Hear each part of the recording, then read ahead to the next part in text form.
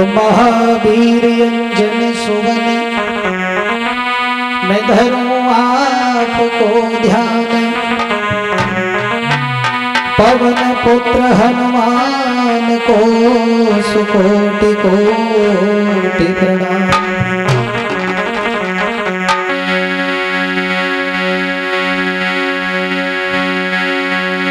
तो मात हमारी सरस्वती और करो कंठ पर वास।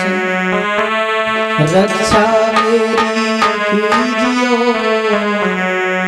माहू चरणों को दास।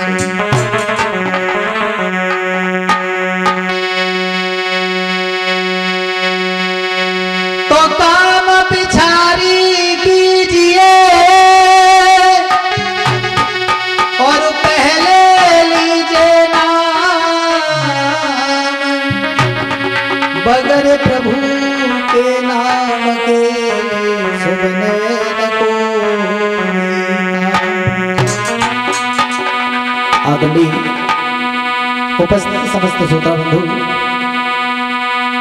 आइए देखते हैं इस कहानी की तरफ जो हमें वाल्मीकि रामायण, तुलसीकृत रामायण व आनंद रामायण में जो प्रमाण मिला है।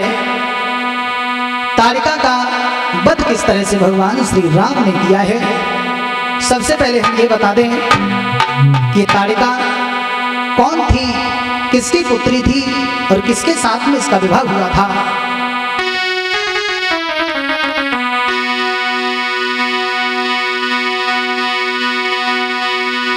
सुकेतु अच्छी की लली सुनो सरदारी।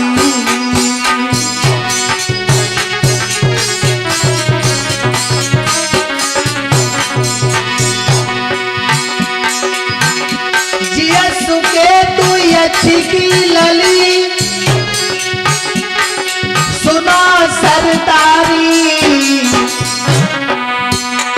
देखन में बड़ी मलूक हाय हाय। देखन में बड़ी मलूक रूप गुणवारी। देखन में बड़ी मलूक।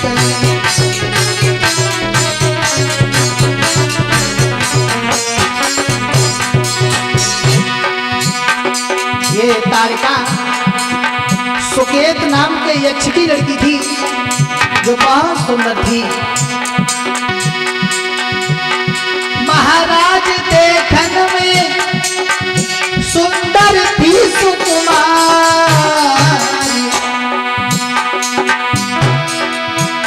अरे जम्भपुत्र सुंदर के संग में दैया की भमरियादा।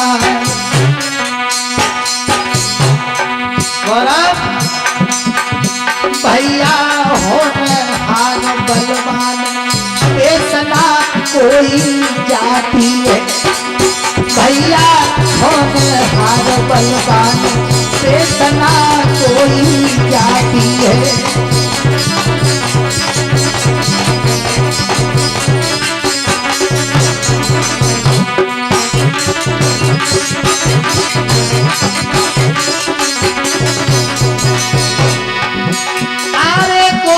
जाती है तेसना कोई जाती है।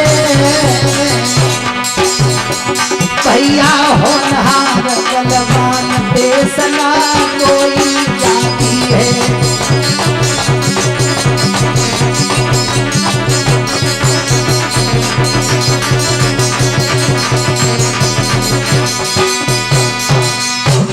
ये ताड़िका सुकेत यक्ष की लड़की थी जो बहुत सुंदर थी और जंब के पुत्र सुंद के साथ में ताड़िका का विवाह कर दिया गया था। सुंद के साथ में विवाह हुआ। उसके अंश से केवल एक पुत्र पैदा हुआ जिसका नाम था मारीच, जो अगस्त ऋषि के श्राप से राक्षस हो गया था। और ताड़िका के पति को भी अगस्त ऋषि ने ही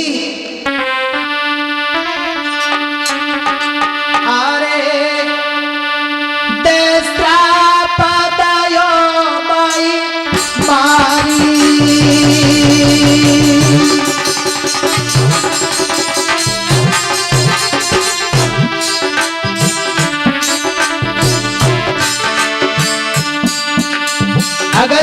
के श्राप के कारण ही मारीच भी राक्षस हो गया था और मारीच के पिता सुत को अगस्त ऋषि ने श्राप देकर के मार दिया था।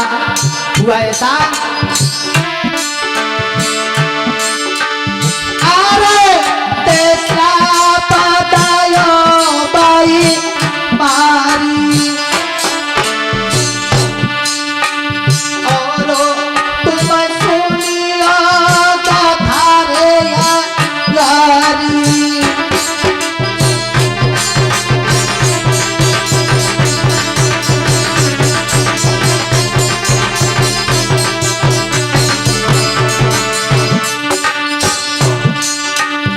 जैसे ही सुत को अगस्त ऋषि ने श्राप देकर के मार दिया, तो जैसे ही तारिका ने सुना है कि मेरे पति को अगस्त ने श्राप देकर के मार दिया है, हुआ ऐसा,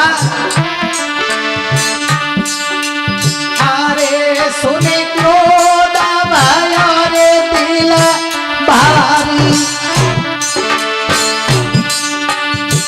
बढ़ी गई तारिका पूरा तैयारी।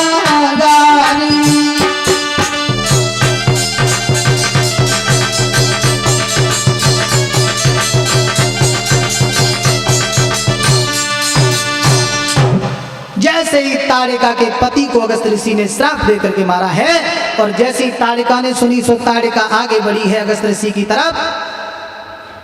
हुआ ऐसा, अगस्त ऋषि को मारने के लिए जैसे ही तारिका दौड़ी, मगर उन्होंने उसे भी श्राप दे दिया और कहा कि जा तू भयंकर रूप धारण करने वाली राक्षसी बन जाएगी।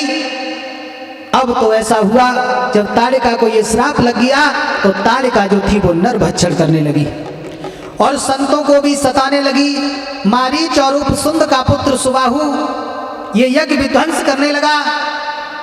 एक बात हम और बता दें, कुछ लोग ये कहते हैं मारीच और सुबाहु सगे भाई थे, लेकिन नहीं, मारीच केवल अकेला लड़का था सुंद का, जो तारिका का पुत्र था, और सुबाहु जो था वो सुंद के छोटे भाई उपसुंद का लड़का था जिसका नाम था सुबाहु। ये यज्ञ विध्वंस करने लगे हैं। इनके उत्पातों से घबरा करके विश्वामित्र जो थे, हुआ ऐसा,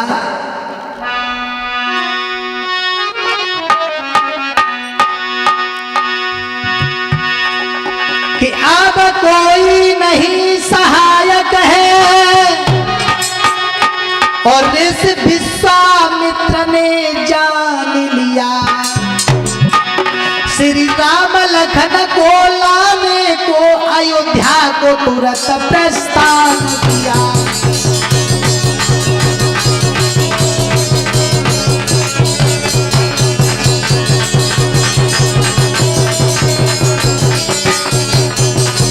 भैया, जब विश्वामित्र के यज्ञ को विध्वंस करने लगे हैं ये लोग, तो विश्वामित्र ने मन में जान लिया कि अब हमारा कोई भी सहारा नहीं है और सुना है कि अयोध्या में राम और लक्ष्मण का अवतार हो गया है।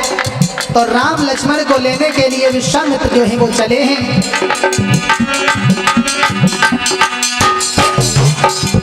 अरे सोच समझ तत्काल मुनि ने करी नयवारी है,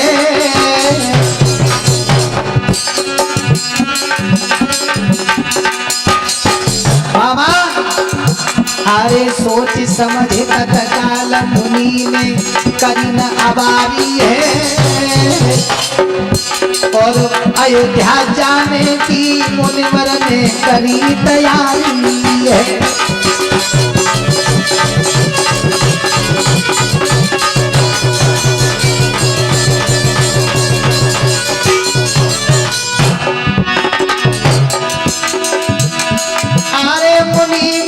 चिंता है व्यापी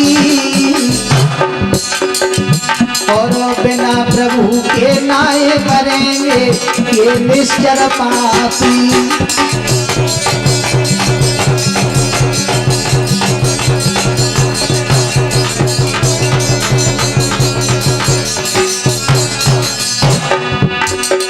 भैया विश्वामित्र मुनि जी अवधपुरी में आई गए यारो विश्वामित्र मुनि जी अवधपुरी में आई गए हैं।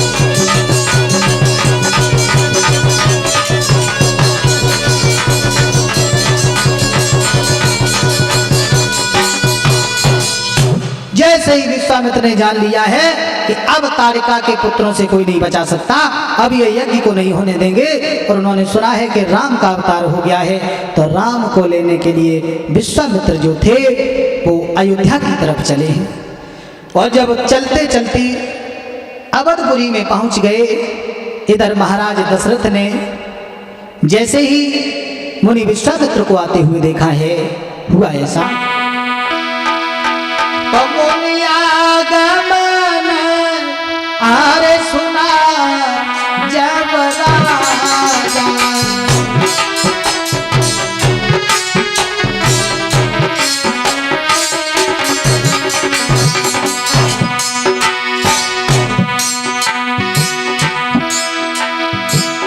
मिलन गया ले भी समाजा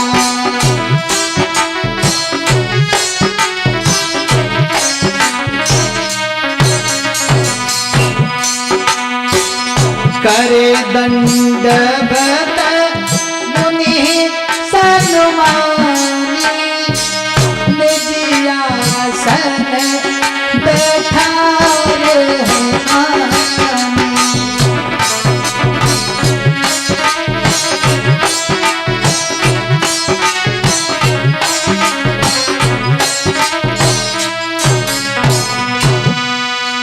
जैसे ही दशरथ ने विश्वामित्र को आते हुए देखा, तो मोने आगमन सुना जब राजा और मिलन गयौले विप्र समाजा करे दंडवत मुनि सन्मानी निजिया सन बैठा रहियानी। विश्वामित्र को बहुत सुंदर आसन पर बिठा लिया और चरण पखार की नयति पूजा मौसम आज धन्य नहीं दूजा। महाराज दशरथ बोले हैं, हे मुनिवर, किस कारण से आप आज हमारे घर पे पधारे हो? और दशरथ पूछने लगे हैं,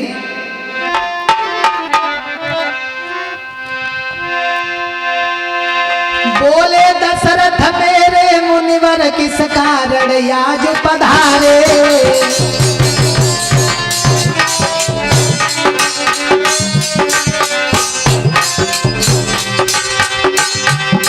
बोले राजा मुनिवर किस कारण आज अरे पधारे? और धन्य भागी हुई गए मेरे जो आए मेरे द्वारे। महाराज क्या कारण है? बड़े दिनों में आज हमारे आंगन में आप आए हैं, हमारे धन्य भाग हैं जो हमारे घर आप आ जाए।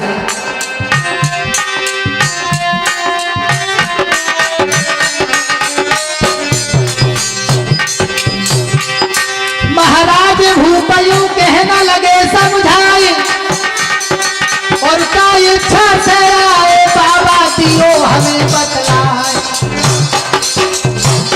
मेरे बाबा जी बहुत दिनन में मेरे आए हो, कछु कारण देव समझाई। बरिए बाबा जी बहुत दिनन में मेरे आए हो, निकट कारण दियो बतलाई मेरे बाबा जी।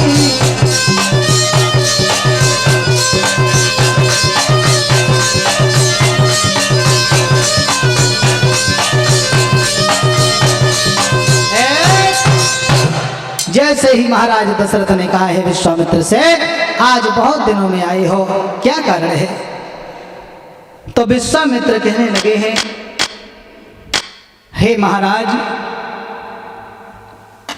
आज हमारे आने का कारण कुछ और है।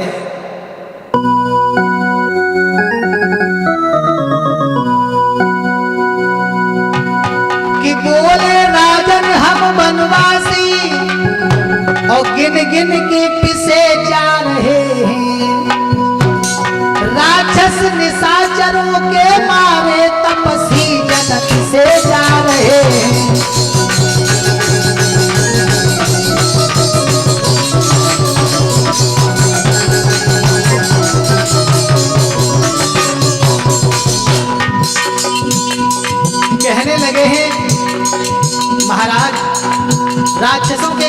बड़े परेशान हैं। उत्पात देखी उन दैत्यों के हम द्वार तुम्हारे आए हैं।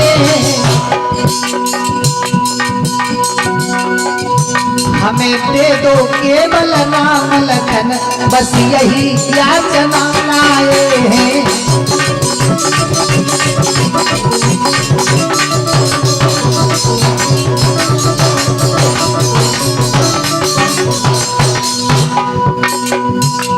जैसे ही विश्वामित्र ने इतनी बात सुनी, महाराज दशरथ से इतनी बात जैसे ही विश्वामित्र ने कही, तो महाराज दशरथ जो थे सूखी गयो मुख भूप को, श्रवण पड़ गए मंद। एक घड़ी को नपति की भई बोलती बंद।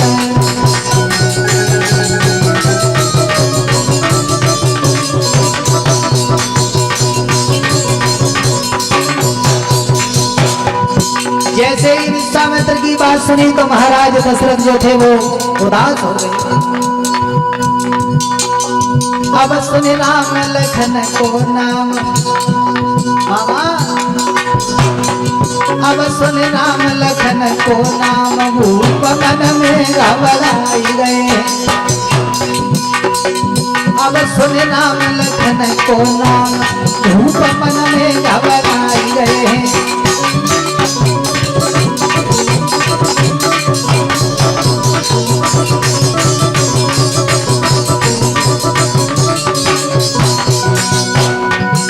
मन में घबराई गए हैं, भूप मन में घबराई गए हैं। सोई सुन राम लखन को नाम, भूप मन में घबराई गए।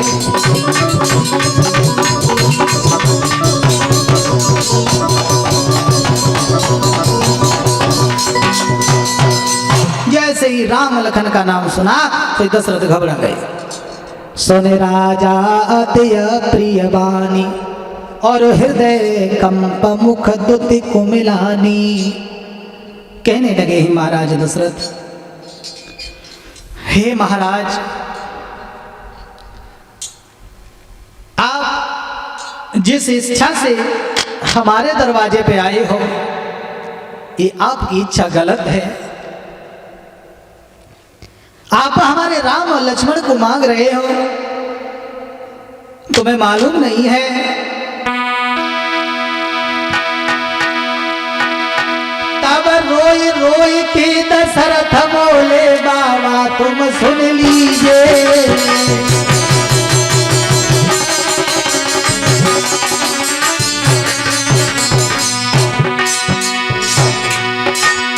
अरे रोई रोई के राजा बोले, बाबा तुम सुन लीजिए। और राम लखन को मत मांगो, चाहे प्राण मेरे ले लीजिए।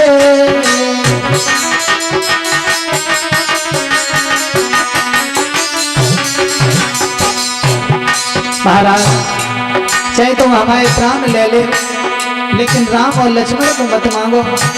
बोले, महाराज तीरना दिल में लाऊंगा, और राम लखन के बिना मुन भर में मर जाऊंगा। भैया रोई रोई दशरथ कहीं संग मोई अपने ले चलियो। भैया रोई रोई दशरथ कहीं संग मोई अपने ले चलियो।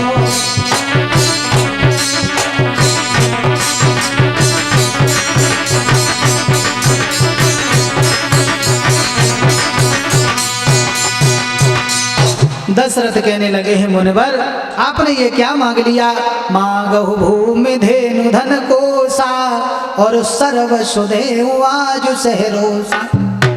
आप राम और लक्ष्मण को न मांगो, और राम लक्ष्मण के बदले में धेनु मांग लो, धन मांग लो, राज मांग लो, चाहो तो मेरे प्राण मांग लो, लेकिन राम को मत मांगो।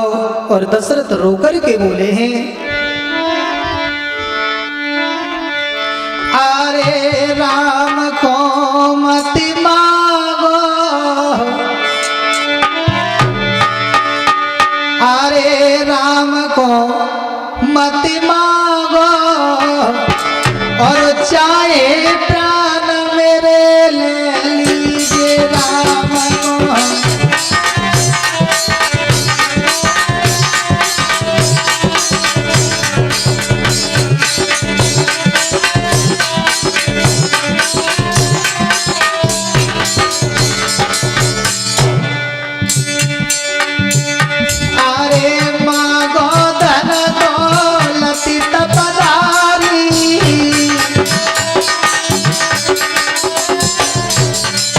महाराज, अरे मांगो धन दौलती तपदारी,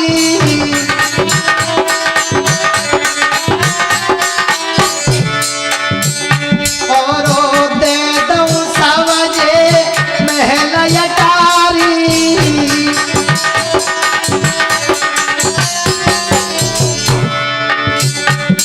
वचन से नए भागो,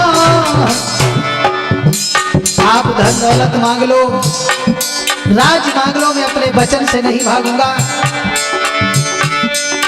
वचन से नए भागो, चाहे प्राण मेरे ले लीजिए।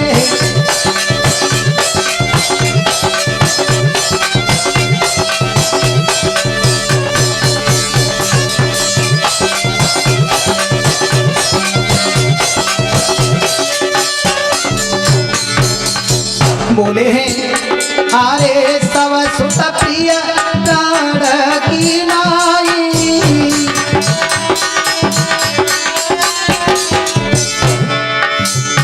और राम को देखा न बने गुसाई।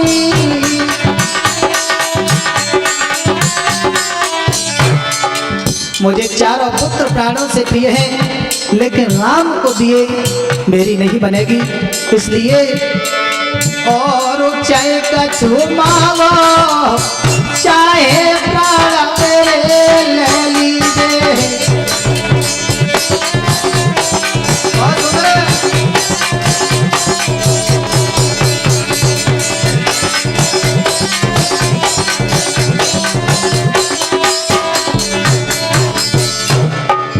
हे महाराज, अरे चौथे पन पायो सुतचारी,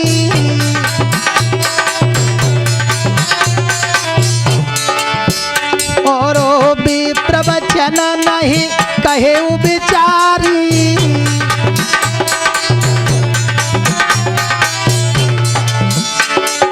बनऊ में अभागो, चाहे प्राण मेरे ले लीजिए, राम को मत मांगो।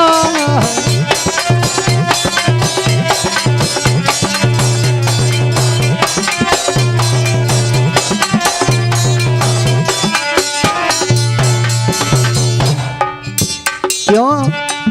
हे महाराज, चौथे पन में ये ओछी पूजी पाई है,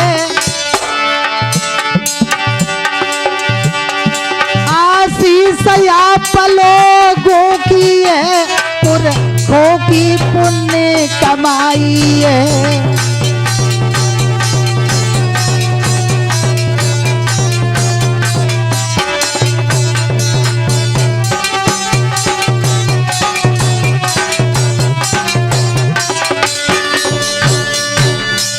हे महाराज, चौथे पन में हमने इन पुत्रों का मुंह देखा है।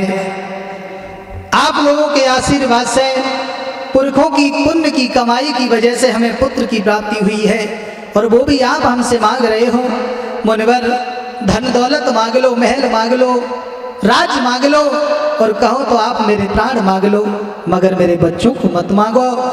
उसी समय वशिष्ठ दशरथ को समझाते हुए बोले हैं और कहते हैं कि हे राजन, धैर्य धारण करो।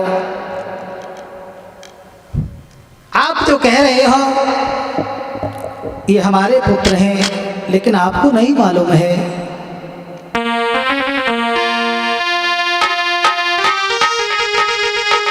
कि जिस इच्छा अथवा कारण से और श्री राघवेंद्र अवतारे हैं, उस लीला के ही लिए आज कौशिक मुनि यहाँ पधारे हैं।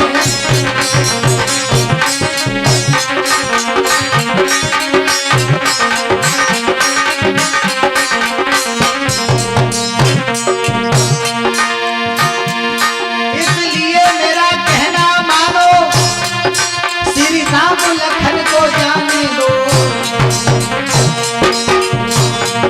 नटवर को नाटक रचने दो, भूतल का भार हटाने दो।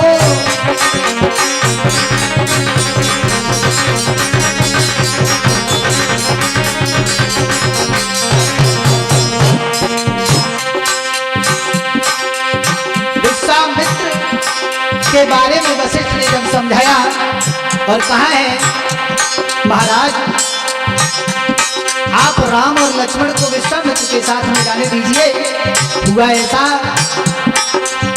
धीरज धरे नरनाथ ने बुलाती गोपीनाथ,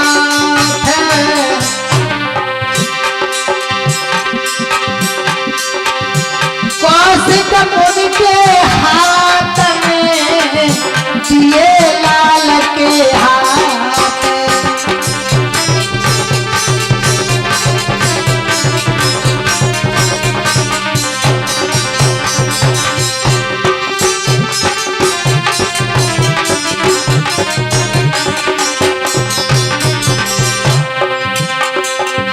भैया राम लखन को लेके विश्वामित्र जी चल गए हैं, यारो राम लखन को लेके विश्वामित्र जी चल गए हैं।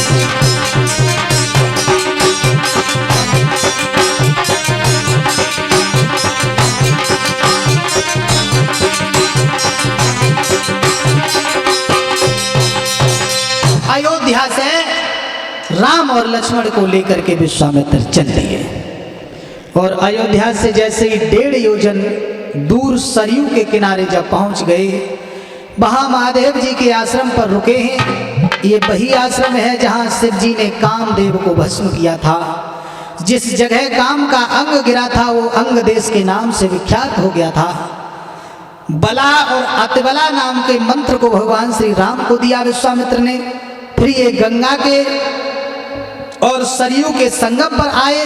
फिर विश्वामित्र ने राम को अस्त्र और शस्त्रों का ज्ञान कराया है। उसके बाद और आगे बढ़े हैं तो ये ताड़का वन में जाकर के पहुंच गए, जहां देखा है कि सामने से राक्षसी ताड़का आ रही है। और जैसे ही ताड़का को आते हुए देखा तो विश्वामित्र भगवान श्री राम से बोले कि कौशिक ने कहा श्री राम सुनो, और पापिनी ताड़का आई रही है।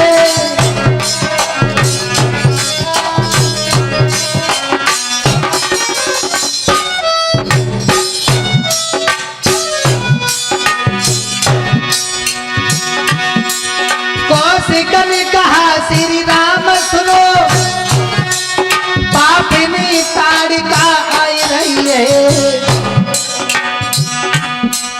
जिसके कारण मुनि दंतों की बिन मतलब जानी जा रही है।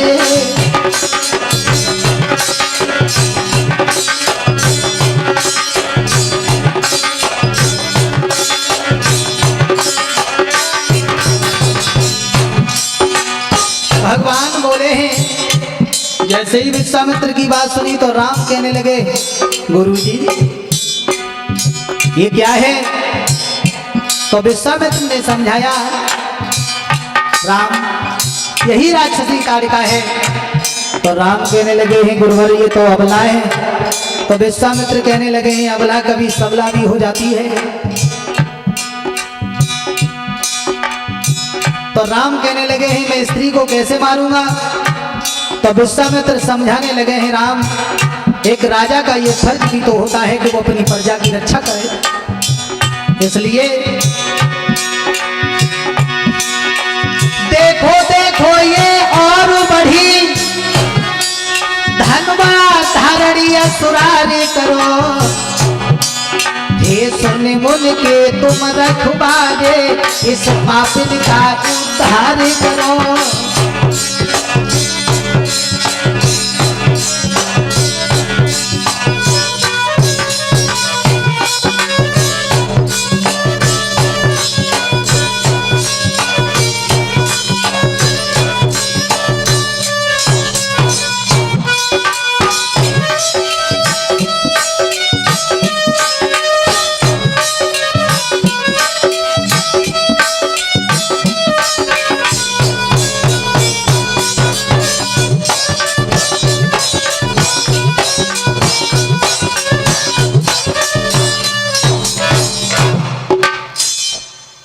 कहने लगे हैं विश्वामित्र, हे राम जाओ और इसका उद्धार करो। राम कहने लगे ये तो अबला है और स्त्री पर हाथ उठाना क्षत्रिय का धर्म नहीं।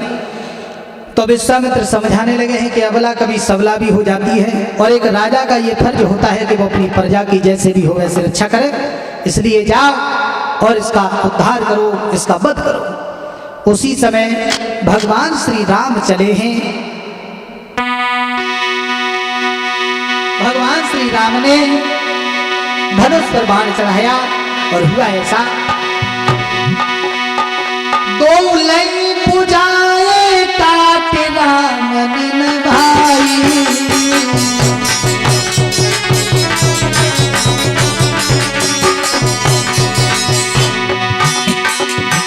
दो लई भुजाए काट राम बिन भाई, लैला का कान दो काट लखन बलदाई,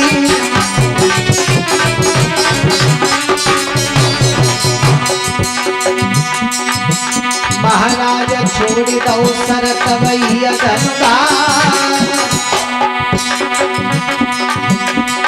एक ही बाण में भैया के प्राण गए पार। भगवान श्री राम ने दोनों भुजाएं उसकी काट ली, लक्ष्मण ने नाक और कान दोनों काट लिए। एक बात और बताएं, लक्ष्मण ने सबसे पहले ताड़िका के नाक और कान काटे, उसके बाद जब वनवास हुआ था भगवान श्री राम को तब शूर्पणखा के नाक और कान काटे। दो स्त्रियों के लगन के हाथों से नाक और कान कटे हैं। भैया मारे ताड़िका को फिर रघुबर आगे बढ़ गए हैं, भैया मारे ताड़िका को फिर रघुबर आगे बढ़ गए हैं।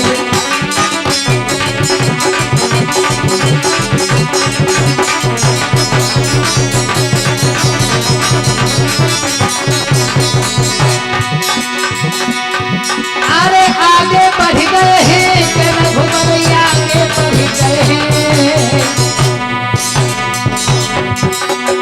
भैया मारे ताड़िका को फिर रघुबर आगे बढ़ गए हैं।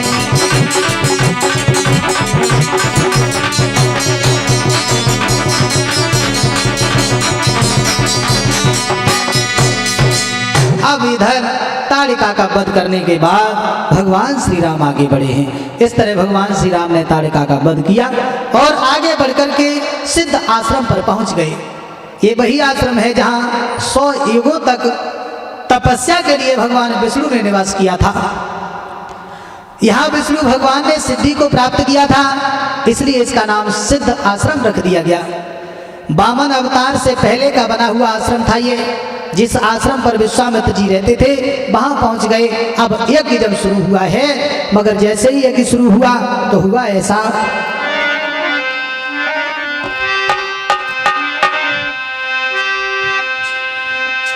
अरे स्वाहा स्वाहा की धुन सुन के मारे चशुबाऊ गए थे यहाँ।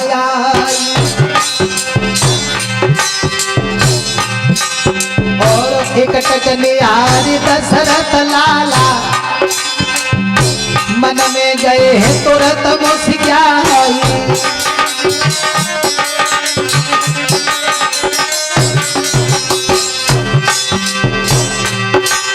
और रामचंद्र तब धनुष बाण ले करने लगे थे दैत्य संहार।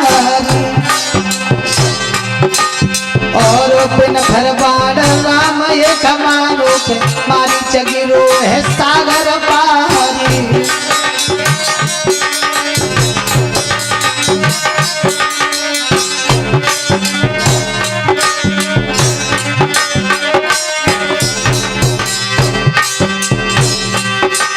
और फिर से बाण राम ने मारो के नीचे सुभाऊ दो है मारी। और राम लखन ने तब गिन गिन के सबरो खलदल करो संहारी।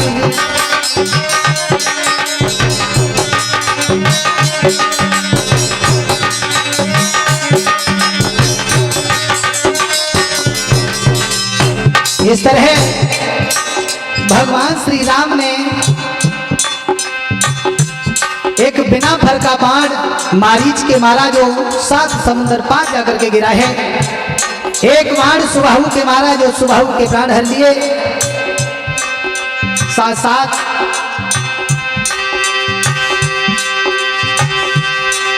अरे गौरव यादव मामा हमारे के मधुरी ढोलक रहे बजाए। और श्याम सुंदर छोटो भैया चिमटा तक रहो बजाई।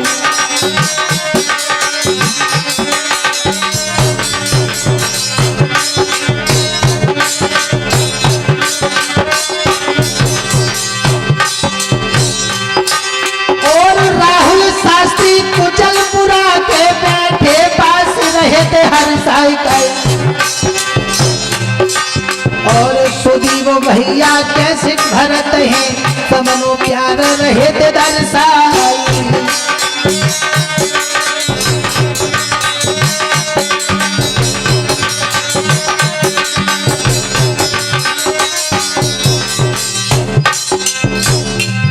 और आप लोग सुन रहे हैं ये तारिका वध की कथा शिवम कैसेट के माध्यम से, जिसके प्रॉप राइटर है हमारे सुदीप शर्मा जी। मैं संजय शास्त्री गांव ढंगपुरा से। भैया विश्वामित्र को राम ने पूर्ण यज्ञ कराए दो। भैया विश्वामित्र को राम